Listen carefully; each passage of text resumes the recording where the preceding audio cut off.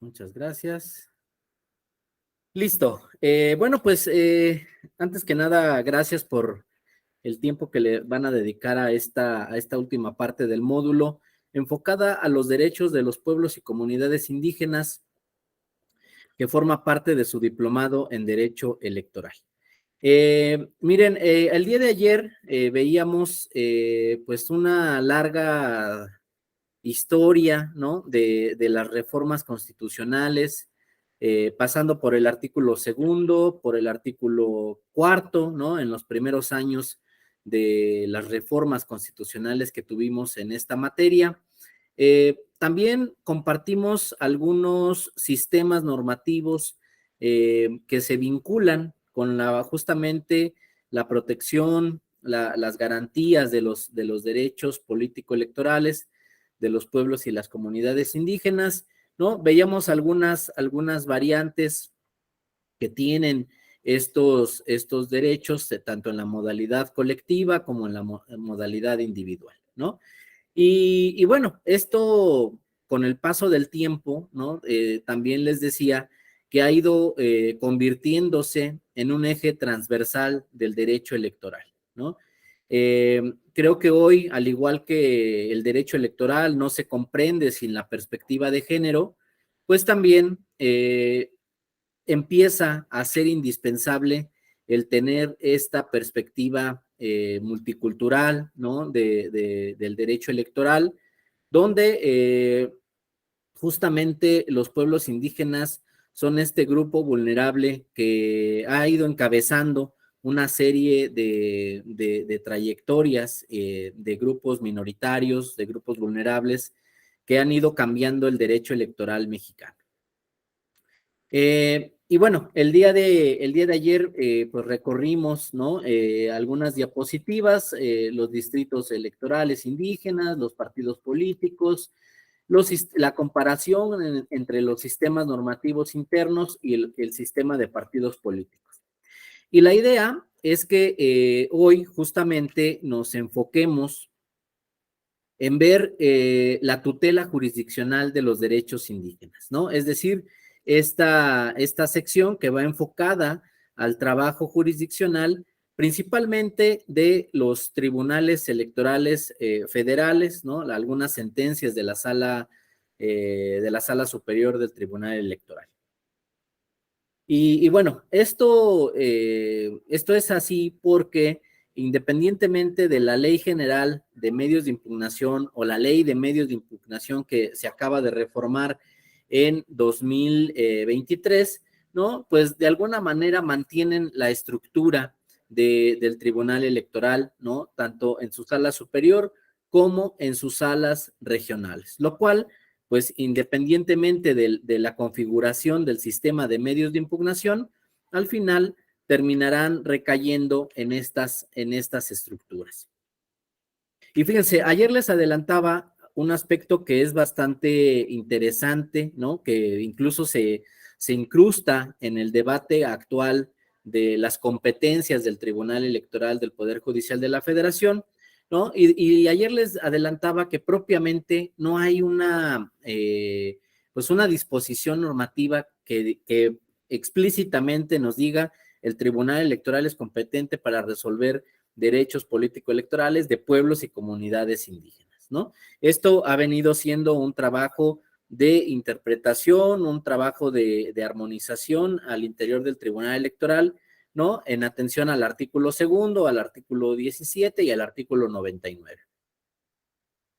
Ahora, ayer les decía, ¿no? Que justamente este diseño a nivel federal, pues, tal vez sería susceptible, ¿no? De perfeccionarlo, de aterrizar ciertas funciones en el Tribunal Electoral de forma explícita, ¿no? Y les decía que hay entidades federativas que esto lo tienen un poco más avanzado que el caso federal, ¿no? Y pues tenemos el caso del estado de Oaxaca, ¿no? Que incluso también nuestro compañero Noel ayer nos compartía, ¿no? Mencionaba alguno de los medios de impugnación que se tienen para resolver conflictos específicos de los sistemas normativos internos en el estado de Oaxaca. Y es que en esta entidad federativa, pues sí se prevén juicios específicos para proteger el ámbito de los sistemas normativos internos, ¿no? Aquí tienen en su pantalla tanto el juicio electoral como el juicio para la protección de los derechos político-electorales del ciudadano, ¿no? Por un lado, uno sirve para garantizar la legalidad de los actos y resoluciones electorales y la salvaguarda de las normas, principios, instituciones, procedimientos y prácticas electorales de los pueblos y las comunidades indígenas. Y el siguiente medio de impugnación, que es digamos, el JDSI, ¿no? Pues sirve para objetar presuntas violaciones a los derechos de votar y de ser votado, ¿no? Aquí vean lo específico de este medio de impugnación. Pero también les adelantaba ayer que, pues, este sistema jurisdiccional, ¿no? De proteger los derechos político-electorales, también ha empezado a tener nuevas vías para resolver los conflictos electorales, ¿no? Fíjense, aquí en su pantalla tienen dos instrumentos normativos, uno que corresponde al estado de Oaxaca y el otro que corresponde al estado de Chiapas. Y la característica central de esta normativa es implementar la figura de la mediación, ¿no? Como un mecanismo alternativo para solucionar conflictos en pueblos y comunidades indígenas. Y la idea de la figura de la mediación principalmente es, digámoslo así, no llegar a los tribunales electorales, ¿no? A las vías jurisdiccionales, sino que se resuelvan a través de la mediación en la que la solución, ¿no? Sea un producto entre las partes. Y fíjense cómo esta figura de mediación, si observan las imágenes, verán que uno de ellos, el del estado de Oaxaca, pertenece o está adscrito al Instituto Estatal Electoral y de Participación Ciudadana de Oaxaca, ¿no?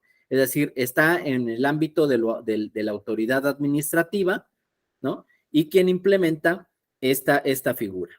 Por el lado del estado de Chiapas, ¿no? Este reglamento forma parte de la normativa del Tribunal Electoral del estado de Chiapas. En términos generales, la mediación en Oaxaca y en Chiapas tiene la misma estructura, ¿no? Tiene, digamos así, la misma composición, ¿no? En cuanto a la interacción entre las partes, la intervención del mediador, ¿no? Y pues finalmente la solución encontrada entre las partes.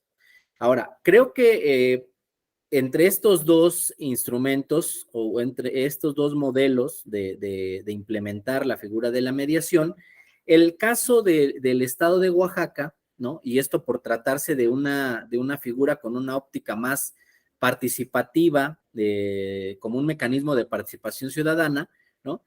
Por ejemplo, tiene la distinción de tratar de involucrar de alguna forma más participativa a los representantes de las autoridades comunitarias, ¿no?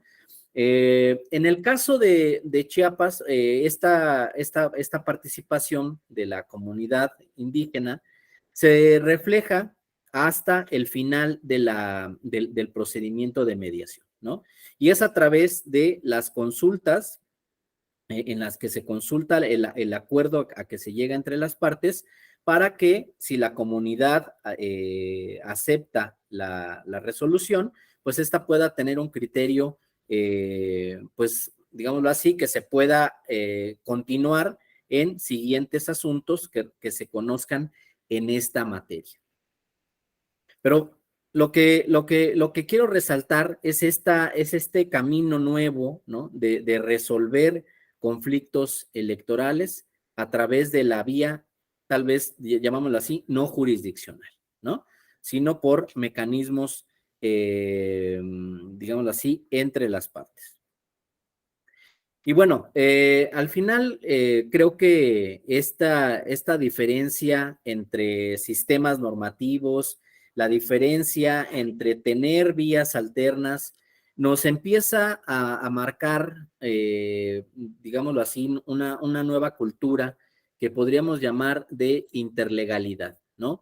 Esta, esta nueva época, este nuevo contexto en el que el pluralismo jurídico, ¿no? Se integra por diferentes órdenes legales gestados desde diferentes espacios y tiempos, ¿no? Que son activados por los sujetos sociales de acuerdo a sus diferentes contextos e intereses, ¿no? Es decir, vamos a seguir teniendo, por un lado, toda la emisión de normativa por parte del Poder Legislativo, vamos a seguir teniendo la competencia de los tribunales electorales, ahí van a seguir el sistema de medios de impugnación, las competencias regionales y de la sala superior, pero por otro lado, ¿no? Vamos a empezar a ver cómo las comunidades indígenas empiezan a potencializar sus sistemas normativos internos, empiezan a potencializar también los sistemas de autogobierno en las comunidades indígenas, ¿no? Y esta potencialización que se hace de sus derechos nos está llevando, ¿no? De alguna forma pues a no limitar, a tratar de que desde el Estado mexicano no se limiten los derechos político-electorales a un ámbito, si quieren ustedes, primario, como podría ser el ámbito municipal, ¿no? Sino que lo que lo empezamos a buscar es aplicarlos en todas las elecciones que tenemos en nuestro país, ¿no? Eh, ayer aprovechando la participación del compañero Noel, les comentaba de un asunto que llamó mucho la atención, ¿no? Y que fue uno de los pocos casos que se han resuelto en el Tribunal Electoral y que significó un cambio de criterio en la sala superior, ¿no? Les mencionaba que es el expediente sub-JDC-131 no sé si alguien tuvo oportunidad de darle una revisada. No sé, Noel, si tú ya lo conocías, por la adscripción en el municipio de Huajuapan de León, o no lo. No, no lo ubico, maestro. Eh, Básicamente uso una sentencia de la Suprema Corte de un juicio de amparo indirecto, perdón, de una revisión. Ahorita le paso el número, que también Sí. habla de la legalidad que deben respetar los sistemas de usos y costumbres, ¿no? Y que la jurisdicción indígena debe adaptarse a los principios constitucionales, ¿no? Sobre todo en materia de derechos humanos. Esta no la conocía, maestro. Ah, ok, Noel. Sí, mira, justamente aquí también tengo el dato del amparo directo. Es el 46/2018. Fíjense, en este amparo, ¿no? La segunda sala definió, ¿no? Que desde una perspectiva constitucional, el tema de competencia, ¿no? Esto es el criterio consistente entre saber a qué rama pertenece el derecho de ejercer de forma directa los presupuestos en las comunidades indígenas, ¿no? Se discutía si podía ser un tema de derechos políticos o un tema de derecho administrativo, ¿no? Por lo que implica todo el trámite, ¿no?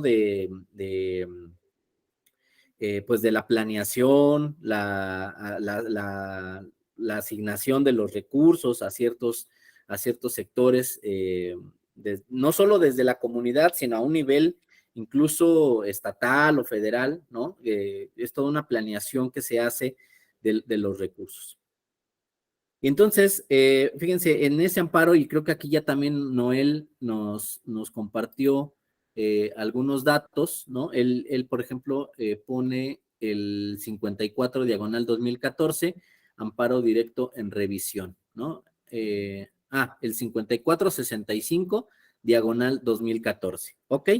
El que yo tengo y que es digamos, el que también se menciona en la sentencia de la Sala Superior, es el amparo directo 46/2018. Y fíjense, en esta sentencia de la Sala Superior, obviamente en atención a estos criterios de la Suprema Corte de Justicia de la Nación, decidió abandonar la competencia que había venido ejerciendo, ¿no? Para resolver temas del presupuesto directo por parte de las comunidades indígenas, ¿no? Para ejercer los recursos públicos. Y es que esta función, ¿no? Por ejemplo, la Sala Superior lo había ocupado mucho en algunos asuntos en el estado de Michoacán, ¿no? Donde la Sala Superior había dicho que sí pueden ejercer los derechos, los recursos públicos de una forma directa a las comunidades indígenas, ¿no? Y entonces, con esa resolución, ¿no? Se pedía a las autoridades que pasaran los recursos a las comunidades. Y las comunidades, en ejercicio de su autogobierno, ¿no? Pues decidían a qué actividades iban a destinar los recursos que les asignaran a su comunidad, ¿no? Pero bueno, esto al final, les digo que la Sala Superior dijo, pues bueno, tomando en cuenta el criterio de la Suprema Corte, la Sala Superior deja de conocer estos asuntos, ¿no? Y bueno, también la Suprema Corte definió quiénes iban a ser las autoridades que pudieran resolver estos asuntos. Tampoco dejó sin proteger estos temas, ¿no? Y por ahí, Noel, recordarás que la Suprema Corte definió que justamente los juzgados indígenas, ¿no? Iban a ser las autoridades competentes para resolver estos asuntos. Y fíjense, pasó algo bien interesante porque cuando se emite la sentencia de la Sala Superior donde abandonan el criterio, ¿no? Algunas sentencias de la Sala Superior todavía no se ejecutaban, ¿no? En otras entidades. Y pues obviamente, pues todos los municipios, ¿no? Las entidades donde estaban estos problemas, pues dijeron, pues como ya la Sala Superior dijo que no era competente, ¿no? Pues entonces ya no tenemos que cumplir la sentencia.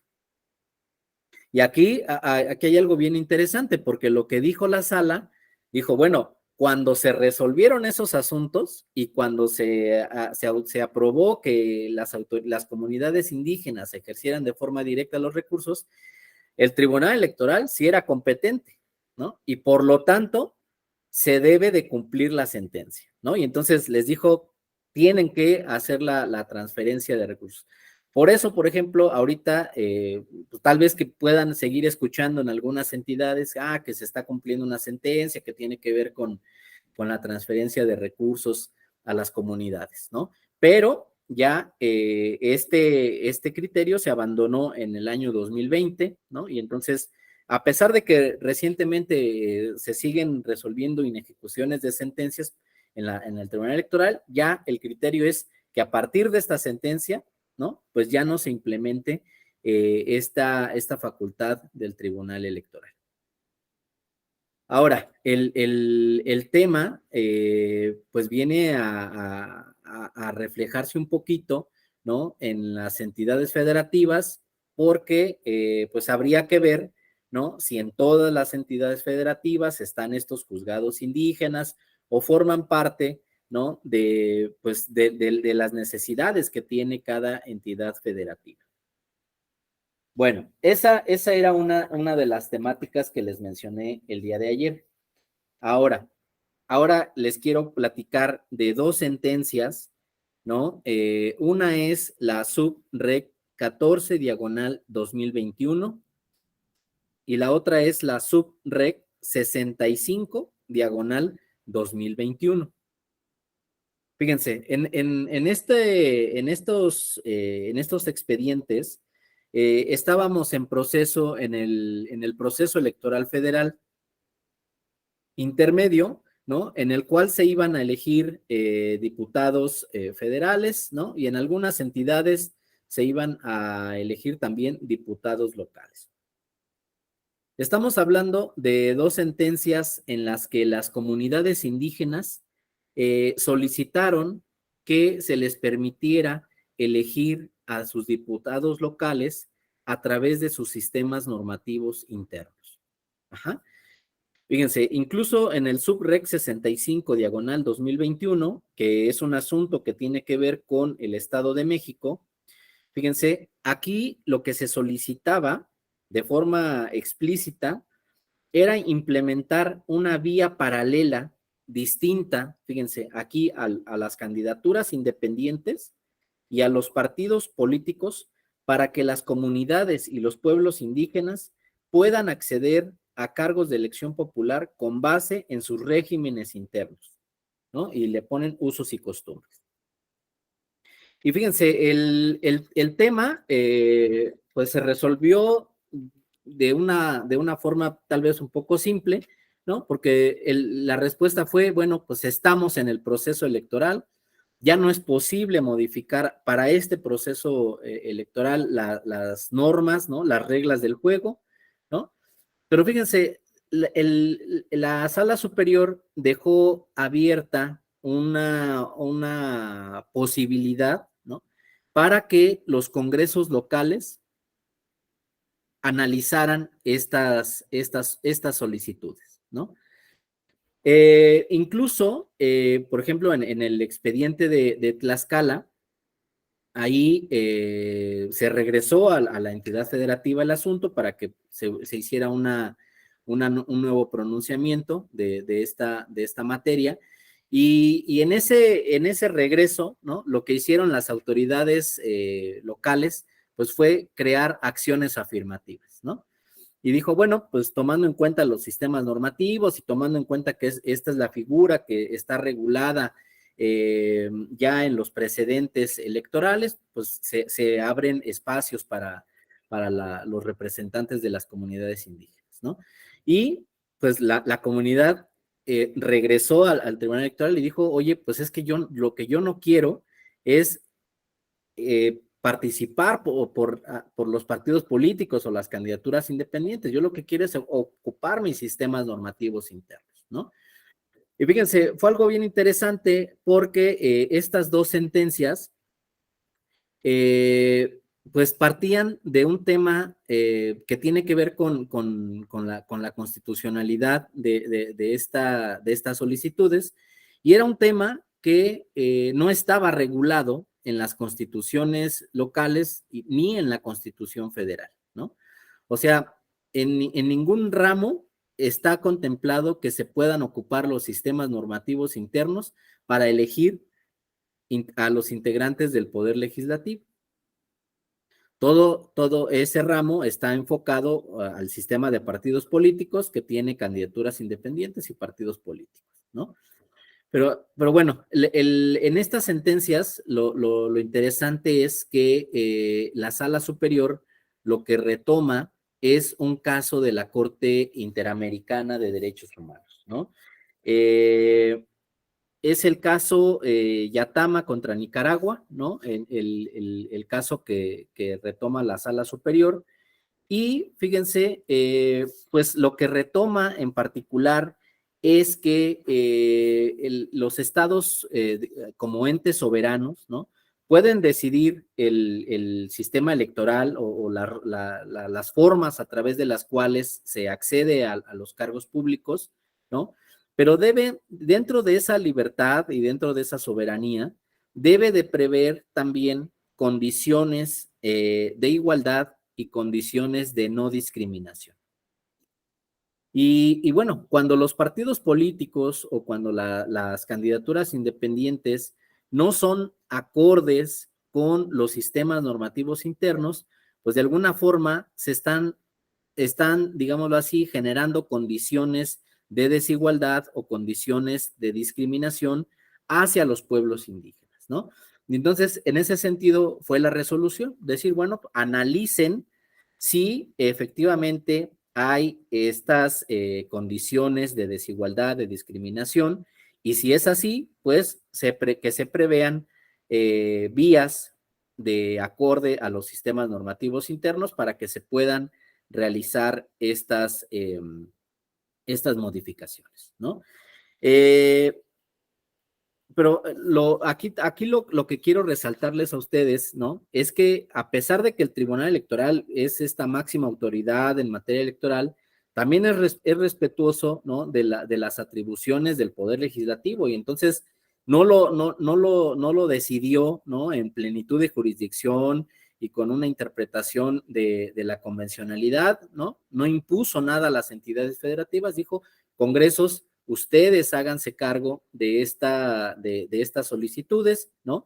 Por otro lado, ratificó los espacios que se hicieron en el estado de Tlaxcala, ¿no? Para crear acciones afirmativas y que para ese proceso electoral pudieran, digámoslo así, participar por esa vía, ¿no? Las comunidades que así lo quisieran. Pero bueno, vean cómo estos temas sobre derechos políticos de pueblos indígenas no se agotaron, ¿no?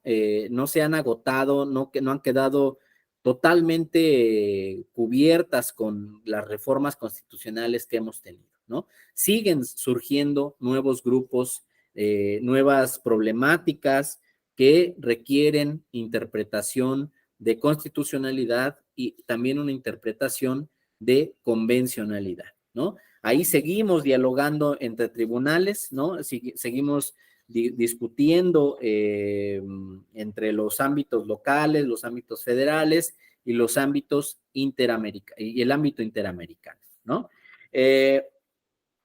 Bueno, esa es otro tipo de sentencias que han marcado los tiempos más recientes en nuestra época.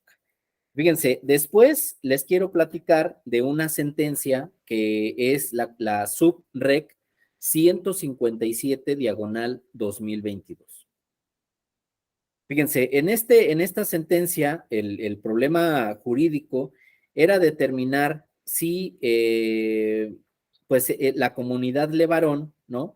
Tenía digamos, el derecho de ejercer derechos político-electorales en el Estado mexicano, ¿no? Fíjense, algo bien particular de esta sentencia es que en las diferentes jurisdicciones, ¿no? En la local, en la regional y en la federal, hubo diferentes criterios respecto de la naturaleza de esta comunidad Levarón. Por un lado, ¿no? El tribunal local dijo,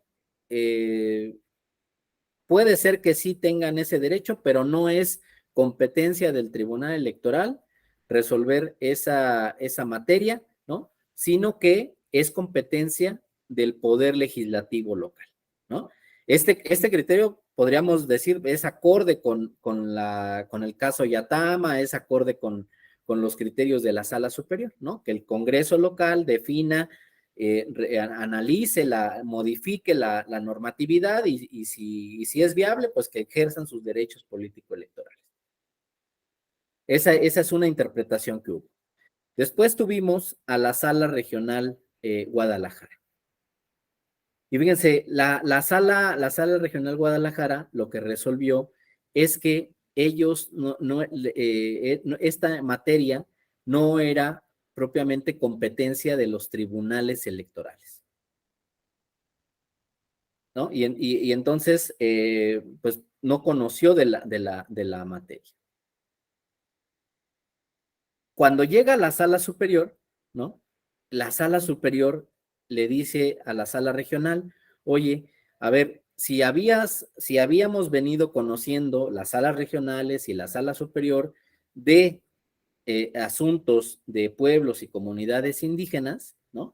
Y como les digo, a través de una interpretación, ¿por qué, no? ¿Por qué no seríamos competentes para conocer de esta comunidad que puede ser, fíjense aquí, la sala superior, y esto creo que es una de las primeras sentencias en las que se interpreta este tema de las comunidades equiparables, dice la sala superior, ¿por qué no podemos conocer de esta sentencia si esta comunidad de Levarón es una comunidad equiparable a pueblos y comunidades indígenas, ¿no? Y por lo tanto, ¿no? Dice la sala superior, debemos de conocer de esta materia. Y entonces aquí sí, la sala superior pues entra al estudio del fondo del asunto, ¿no? Lo que hace es aclarar o fundamentar este concepto de comunidad equiparable.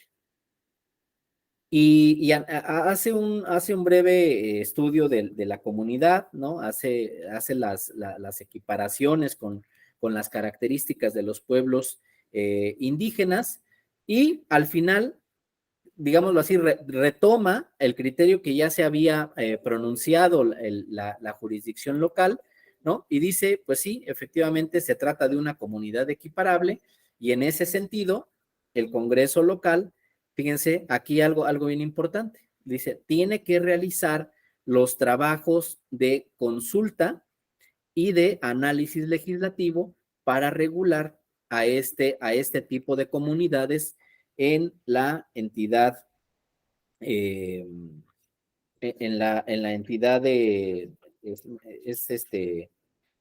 Chihuahua, ¿no? Eh, pero vean, fíjense, fue un asunto, ¿no? Que propiamente nos regresó a los orígenes de la justicia electoral indígena en nuestro país, ¿no? Cuando los tribunales electorales tenían que interpretar si eran competentes o no para conocer de estos asuntos. Nos regresó, ¿no? Al caso Tlacolulita. Discúlpame, Noel, por hacer referencia a tu persona, ¿no?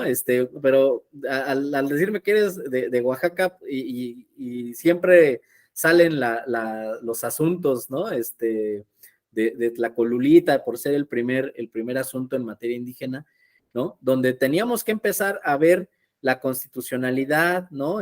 Ver ahí cómo estaba regulado en el estado de Oaxaca, ¿no? Y luego a nivel federal, otros casos donde empezábamos a ver, ¿no?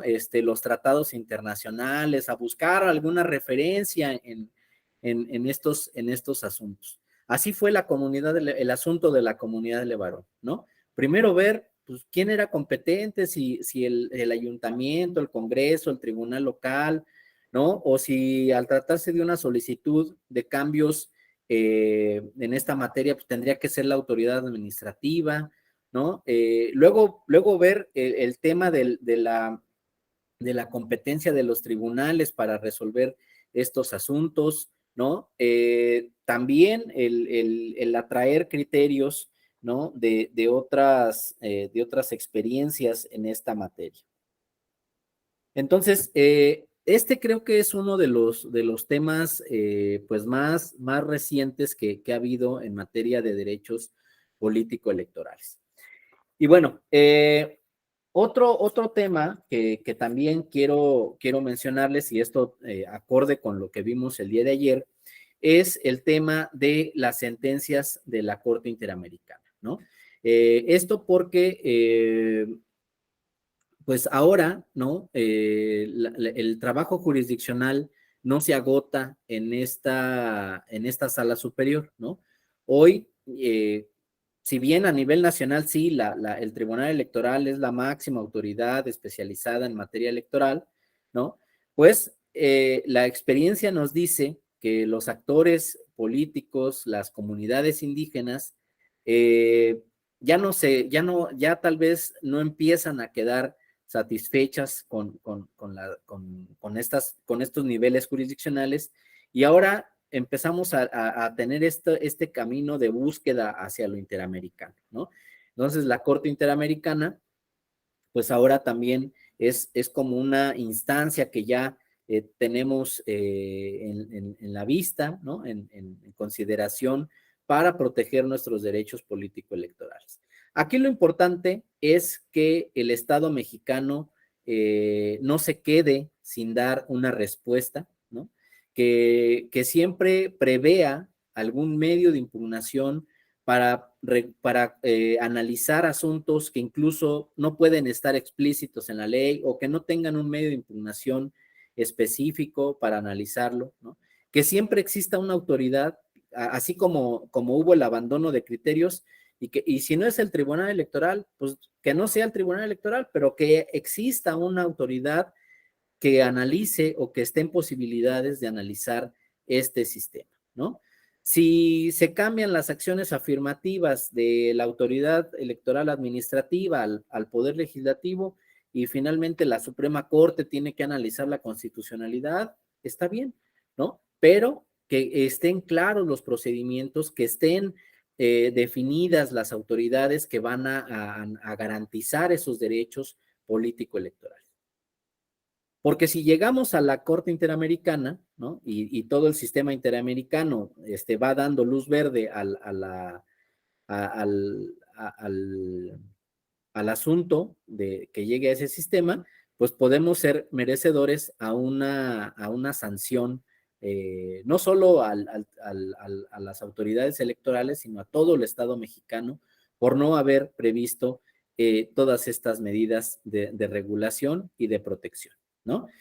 Y fíjense, los casos de la Corte Interamericana, pues son también bastantes, ¿no? De los que se han analizado alguna temática en materia indígena, ¿no? Por ejemplo, hay que mencionar el primer caso que resolvió la Corte, el caso Aloe Boyd contra Surinam en 1993, ¿no? Es decir, casi justo cuando nosotros estábamos hablando sobre la reforma al artículo 4 constitucional, pues ya la Corte ya estaba resolviendo este asunto, ¿no? Pero fíjense, entre los importantes que hay en materia de pueblos y comunidades indígenas, pues obviamente está el caso Yatama contra Nicaragua. Y fíjense, este asunto tiene que ver con una reforma a una ley electoral, ¿no? En la que se eliminó como vía de acceso a los cargos públicos la figura de las asociaciones políticas, ¿no? La reforma fue en el sentido de que solo los partidos políticos iban a ser la vía para poder acceder a los cargos de elección popular. Entonces, frente a esta reforma, ¿no? Pues las comunidades indígenas dejaron de tener la posibilidad de participar a través de las asociaciones, que eran la vía que utilizaban ordinariamente para participar en los procesos democráticos, ¿no? Y bueno, el tema es aquí que la sentencia de la Corte pues dice que los estados pueden establecer estándares mínimos, ¿no? Para la participación política, pero siempre deben de prever, de promover y de fomentar, ¿no? Diversas formas de participación que fortalezcan la democracia. Ajá, o sea, todas las reformas al sistema electoral deben de promover, de incentivar, ¿no? Más que eliminar figuras que dejen fuera a ciertas poblaciones, ¿no? Entonces, en ese sentido, Yatama es importante, ¿no? Porque lo que nos dicen es que los estados deben de ampliar los caminos, más que cerrar las vías a los pueblos y a las comunidades indígenas, ¿no? Y fíjense, este tema, por ejemplo, surgió en la Ciudad de México, cuando se reforma lo relativo a las consultas que se hacen en los territorios de la Ciudad de México, ¿no? Y se trata de homologar la figura de los comités que organizarían las consultas, ¿no?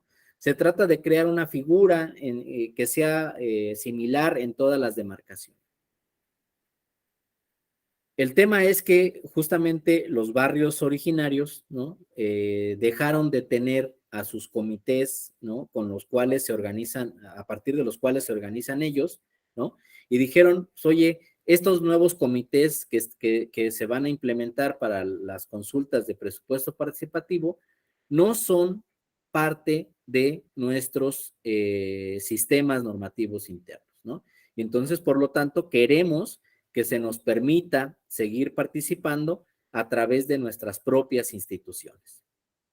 Y en ese asunto, ¿no? Pues el Tribunal Electoral efectivamente dijo, bueno, para el resto de poblaciones que no formen parte de barrios originarios, la reforma se aplicará, ¿no? Se conformarán los comités que establece la ley, pero en los barrios originarios se tendrá que tomar en consideración a los comités que son propios de sus sistemas normativos internos, ¿no?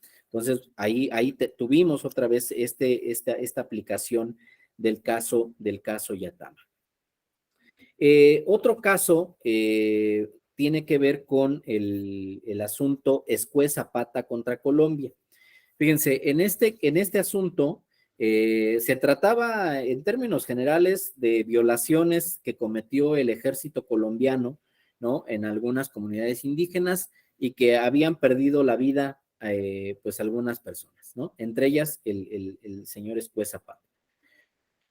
Pero en un apartado que retoma que está presente en la sentencia de la Corte Interamericana, tiene que ver con la relación entre la formación de los líderes políticos y la participación política de las personas indígenas, ¿no? Y fíjense, aquí la Corte Interamericana le dio mayor relevancia a la pérdida de la vida del señor Escué Zapata, porque era un líder de la comunidad indígena, de una comunidad indígena, ¿no? Y lo que analizó es, digámoslo así, la trayectoria, ¿no? O todo lo que le cuesta a una comunidad indígena formar a un líder político, ¿no? Entonces, en ese sentido, la Corte Interamericana dijo, pues la vida del señor Escué Zapata es una vida especial para la comunidad porque es un cuadro que representa a la comunidad, ¿no? Y recordarán ayer que pues justamente en el caso mexicano aplica mucho esto porque tenemos esta característica de tener un sistema de cargos escalonado, ¿no? En el cual las personas pues van subiendo poco a poco de responsabilidades, pues de obligaciones al interior de su comunidad, ¿no? Y con ello pues también se van formando políticamente, ¿no? También van asumiendo ciertos roles de dirección política, ¿no? O incluso de representación hacia el exterior de su comunidad, ¿no? Entonces, en este sentido, creo que la sentencia del caso Escué Zapata contra Colombia, pues nos ayuda a tratar de respetar esta formación política que dan las comunidades a sus integrantes, ¿no? Y también el papel especial que tienen los políticos al interior de las comunidades cuando se abren al exterior, ¿no? Cuando van a competir, cuando van a participar con otros cuadros políticos que se forman de manera distinta. Claudia, no puedes acceder a la cámara ni al micrófono. Bueno, en el caso de que quieras hacer alguna pregunta o alguna participación, pues podrías hacerlo de forma escrita, ¿no? Y bueno, por mi parte no te preocupes, no pasa nada, si se llega a apagar tu cámara, ¿no? Es recomendable porque permite, pues vernos, ¿no? Incluso Yo muchas veces también cuando veo que a alguien no le parece alguna idea o algo así, pues también podemos abrir micrófonos, ¿no? O yo les puedo hacer alguna referencia de forma personal, por eso es importante la cámara, ¿no? Pero bueno, si llegas a tener algún problema, no te preocupes. Bien, ese es el caso Escueza Pata. Hay otro caso que también es importante porque es el caso, el pueblo indígena Quechua contra Ecuador, ¿no? Fíjense, en este asunto que se resolvió en 2012, aquí se trataba de un conflicto entre una comunidad indígena y una empresa petrolera que quería hacer extracción de este recurso natural, ¿no? Y por lo tanto, pues estaba generando una afectación al medio ambiente, incluso también a las prácticas comunitarias, ¿no? Pero fíjense, más que la materia del asunto, ¿no? La relevancia está en que por primera vez la Corte Interamericana realiza una visita de in situ, ¿no? O sea, crea una delegación de jueces que acuden directamente al lugar de los hechos y realiza entrevistas a diferentes sectores de la comunidad, ¿no? Y, y bueno, esto hace, digámoslo así, que la Corte Interamericana tenga un vínculo, ¿no? Más cercano con la resolución de los asuntos. Y creo que de alguna forma, en el caso mexicano, también este tema se ha planteado en los temas político-electorales, ¿no? Esto que les decía ayer, de que cuando hay duda respecto de dos pruebas que se emiten desde las comunidades indígenas, pues ahora tenemos la posibilidad, ¿no? De acudir a la comunidad y aclarar, ¿no? Si los documentos fueron emitidos por las autoridades tradicionales o si fueron emitidos por dos autoridades tradicionales, pues cuál es la que debe de prevalecer para una candidatura de distritos electorales indígenas, ¿no? Entonces, ya, ¿no? Ya estamos también en esa lógica de generar acercamientos, de generar vínculos con la comunidad, ¿no? Y que las comunidades no vean a los órganos jurisdiccionales como algo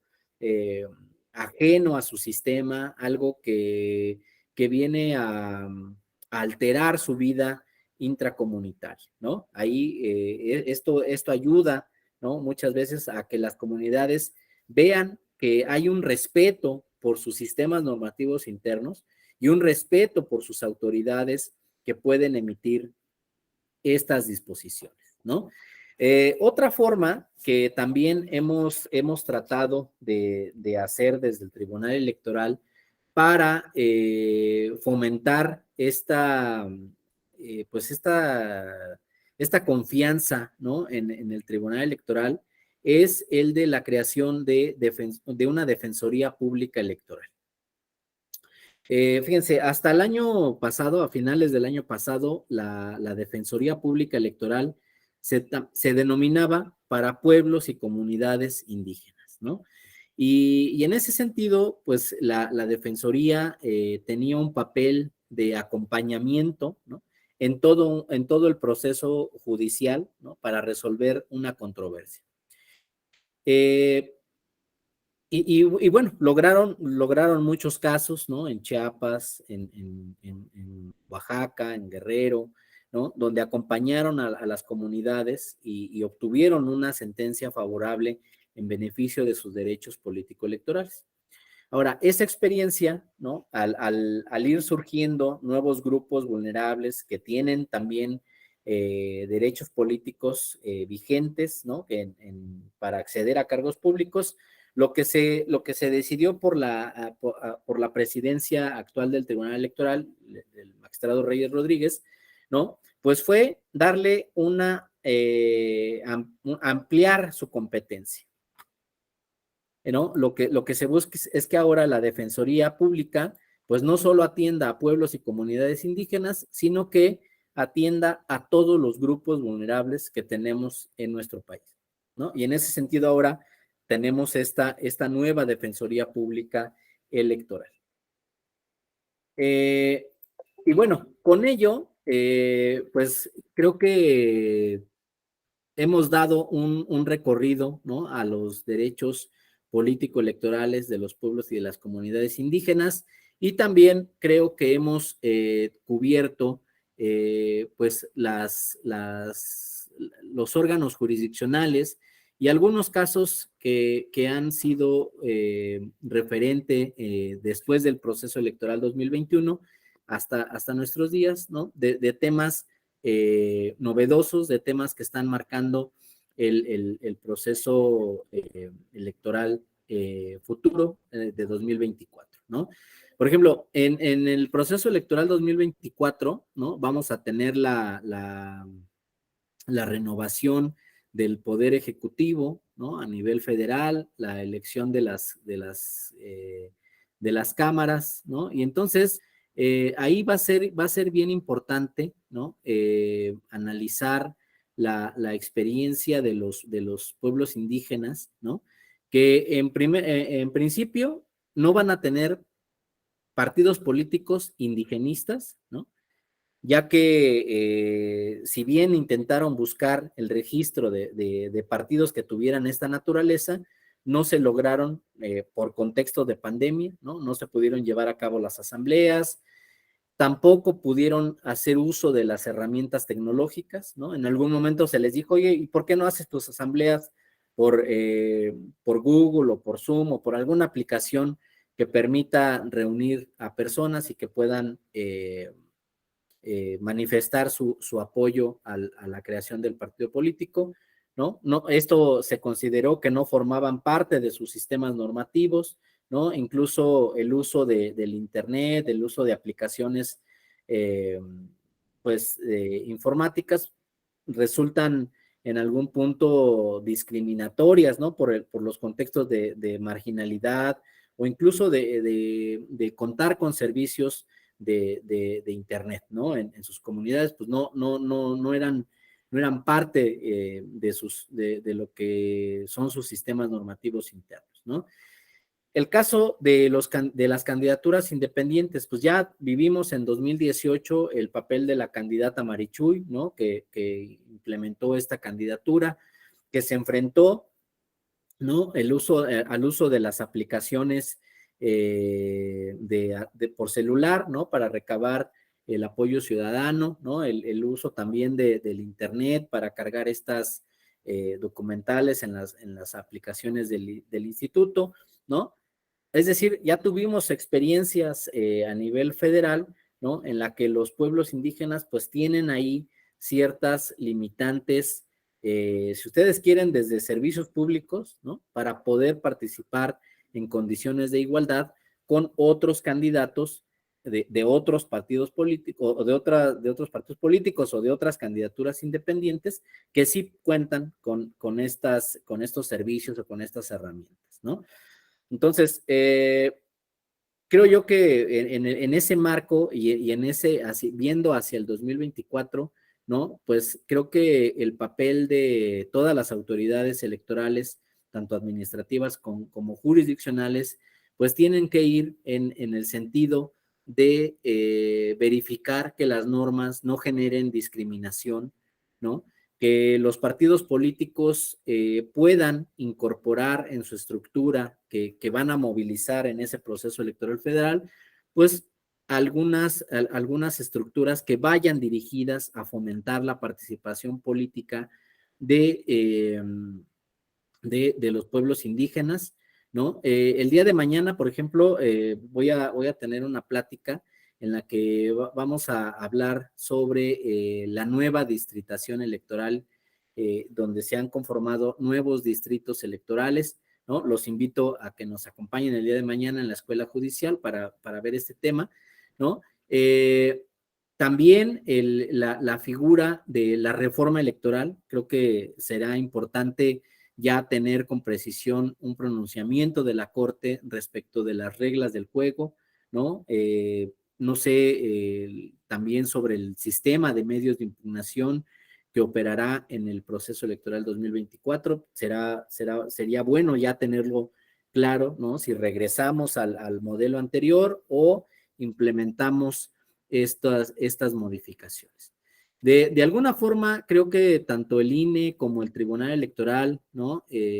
Nos estamos preparando, estamos previendo las modificaciones que requerirían un modelo u otro, ¿no? Para estar acorde a las reglas que se definan, ¿no? Y en ese sentido, pues ustedes como actores que participan en los procesos democráticos, como ciudadanos, ¿no? Pues también creo que siempre es bueno tener esta mirada de que no toda la sociedad mexicana es homogénea, no todos tenemos las mismas condiciones de participación política. En algunos momentos requerimos derechos diferenciados, ¿no? Que permitan una mejor inclusión de nuestra vida en la participación política. En ese sentido, creo que por ahí creo que este módulo de su diplomado ayuda mucho, ¿no? A sensibilizarnos con las cuestiones indígenas y en general con los grupos vulnerables, ¿no? Y ver que estos derechos que se van generando para los pueblos indígenas, pues al final del día impactan en todo el sistema electoral mexicano, ¿no? Entonces, por ello, pues creo que este diplomado les va a servir mucho y en particular este módulo. Miren, por mi parte sería todo. Ahora me gustaría, no sé, abrir los micrófonos, ¿no? Para escuchar algunos comentarios de ustedes o alguna pregunta que quisieran hacer, ¿no? O en su caso, pues dar por terminada la sesión del día de hoy.